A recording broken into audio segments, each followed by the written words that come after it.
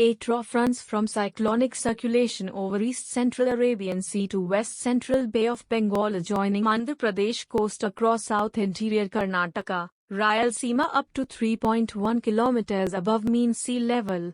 A low-pressure area is very likely to form over North Andaman Sea around 10th of October, 2021.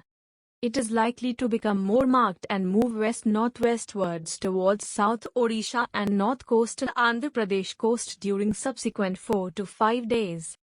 Mainly low-level easterlies or southeasterlies prevail over the state. Forecast for day 1. Light to moderate rain or thunder showers very likely to occur at a few places over Telangana. Forecast for day 2. Light to moderate rain or thunder showers very likely to occur at a few places over Telangana. Forecast for day 3. Light to moderate rain or thunder showers very likely to occur at a few places over Telangana. Forecast for day 4. Light to moderate rain or thunder showers very likely to occur at a few places over Telangana.